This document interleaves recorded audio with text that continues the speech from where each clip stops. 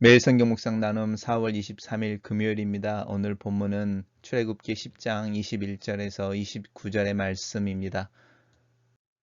본문을 읽습니다.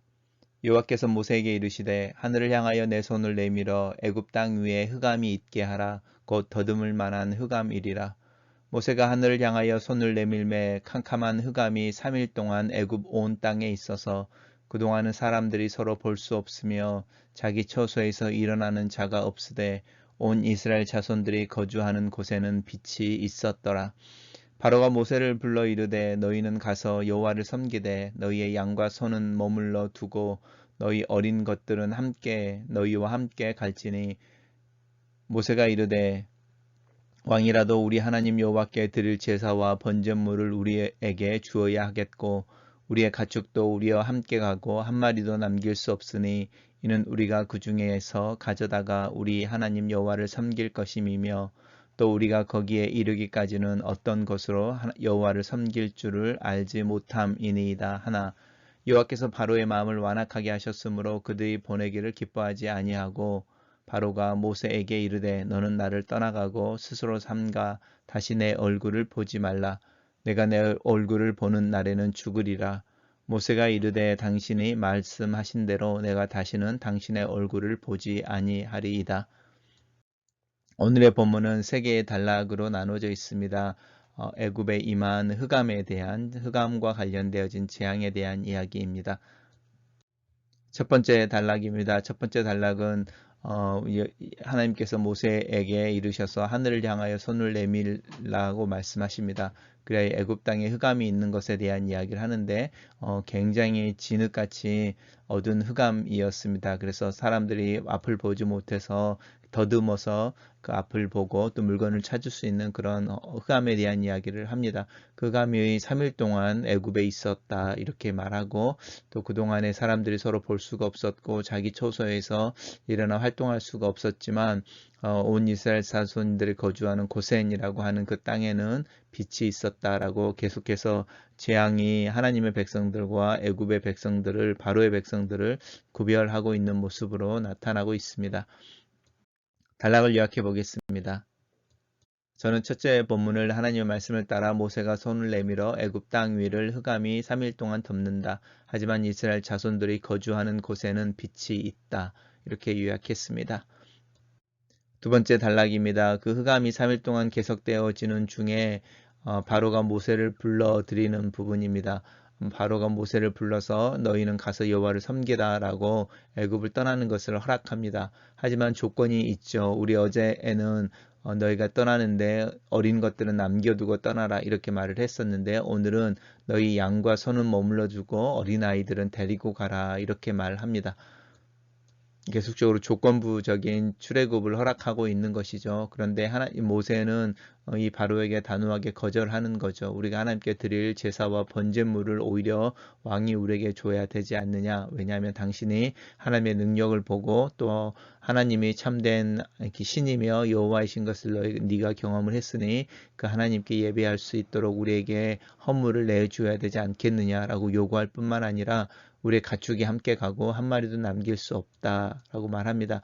왜냐하면 우리가 어떤 것을 가져다가 여호와를 섬길 줄 알지 못하기 때문이다. 어떤 것으로 섬길 줄 알지 못하기 때문이다라고 말합니다. 단락을 요약해 보겠습니다. 저는 이 두 번째 단락을 바로는 모세를 불러 이스라엘 사람들이 광야에 나가 하나님을 섬기지만 양과 소는 남겨두고 갈 것을 제안하나 모세는 단호히 제안을 거절한다. 이렇게 요약했습니다. 마지막 단락입니다. 마지막 단락은 계속적으로 우리가 반복되어지는 부분인데 여호와께서 바로의 마음을 완악하게 하셨다라는 부분입니다. 우리는 이것이 무엇인지 사실은 잘 알지 못합니다. 그렇지만 우리가 생활하면서 기억하는 것 중에 하나는 우리의 마음이 어떤 레벨이나 어떤 선을 넘게 되어졌을 때 다시는 여호와께로 돌아오거나 돌이키지 못하는 그런 선이 있는 것을 알 수 있습니다. 하나님께서 바로의 마음을 완악하게 하셨다고 하는 게 바로가 그 선을 넘었다라는 것을 의미하지 않나 그렇게 생각합니다. 그래서 바로의 마음이 전혀 여호와를 알지만 이제 인식하고 있지만 전혀 여호와께로 돌아올 마음이 없는 것이죠. 그래서 이스라엘 백성들을 보내기를 기뻐하지 아니하고 오히려 모세에게 이야기하기를 다시는 내 앞에 나타나지 마라. 내가 내 앞에 나타나면 정령 죽는다. 이렇게 모세를 협박하는 부분이고, 모세가 그 말에 대해서 말 그대로 받는 부분이 있습니다. 내가 다시는 당신의 얼굴을 보지 않겠다라고 이야기하면서 이제 파국으로 흘러갑니다. 이제 하나님의 마지막 심판이 임하게 될 것이고, 바로는 이제 그 하나님의 심판 앞에서 자신의 무능력을 고백하게 되는 순간이 오게 되겠죠. 하나님의 은혜라고 하는 부분들이 이렇게 시간이 있어서 그 시간이 지나게 되어지면 바로의 완악한 마음처럼 선을 넘게 되어질 때에 그 은혜가 멈추고 하나님의 심판이 임하는 순간이 있습니다. 단락을 요약해 보겠습니다. 하나님께서 바로의 마음을 완악하게 하셔서 바로는 이스라엘 보내기를 거절하고 모세에게 다시는 자신 앞에 나타나지 말 것을 경고한다. 이렇게 요약했습니다. 첫 번째 묵상 포인트입니다. 어둠은 창조 이전의 상태를 의미한다. 예레미야 또한 이스라엘의 죄악에 대한 하나님의 탄식을 이야기하면서 이스라엘의 상황이 어둡고 공허한 상태였다고 묘사한 적이 있다. 앞을 볼 수 없다는 것은 단순히 물리적, 육체적 한계만을 의지하지 않는다. 앞을 볼 수 없다는 것은 온 인류가 공유하고 있는 한계이기도 하다. 앞을 볼 수 없는 것은 예측할 수 없는 불확실성 속에 있는 것이며 예상할 수 없다는 것이 얼마나 큰 공포인지. 그래서 역구의 5단계에서 메슬로우는 먹고 마시는 생리적 욕구 바로 위에 이 안전감에 대한 욕구를 배치한다. 애굽의 온 땅이 흑암을 덮었을 때, 흑암에 덮였을 때에 자기 초소에서 일어나는 자가 없었다는 말은 깊은 잠에 빠져 있었다라는 것이 아니다. 아무것도 할 수 없었다는 뜻이다. 인생을 살다 보면 앞길이 보이지 않을 때가 있다. 소망의 작은 불빛조차 사라지고 나면 나는 아무것도 할 수 없는 낙심과 낭망의 웅덩이에 빠진다.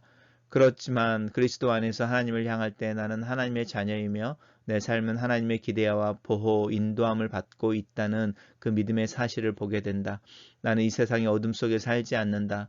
나는 예수 그리스도 안에서 빛의 나라, 아들의 빛의 나라로 옮겨져 있는 자이다. 그래서 내 삶은 실패할 수 없다. 이 세상의 기준을 따라 판단되어지는 삶이 아니다. 하나님의 기준이 또 그 기준을 따라 판단되는 삶을 살고 있다. 하나님 나라, 하나님의 자녀라는 특권이 나에게 선물로 주어져 있음을 감사한다. 나는 이 특권을 누리며 살아야 하는 책임 앞에 서 있다. 그래서 믿음으로 사는 하루하루를 위해 기도한다. 두 번째 묵상 포인트입니다. 하나님의 말씀에 순종하는 일이 쉽지 않다. 그 내용이 실천하기 어려움 때문이기도 하지만 타협을 불허한다는 점이 실천을 어렵게 한다. 전적인 헌신, 전적인 의탁, 전적인 순종과 같은 타협 없는 모습으로 하나님 앞에 설 것을 요구하기 때문이다. 그런데 사람들 중에 그렇게 산 사람들이 있다. 믿음의 사람들이 존재한다. 그리고 그들의 대열에 서도록 초대를 받고 있다. 분명히 초대를 듣는데 머뭇거리는 내 모습을 보게 되는 아침이다. 마지막 묵상 포인트입니다.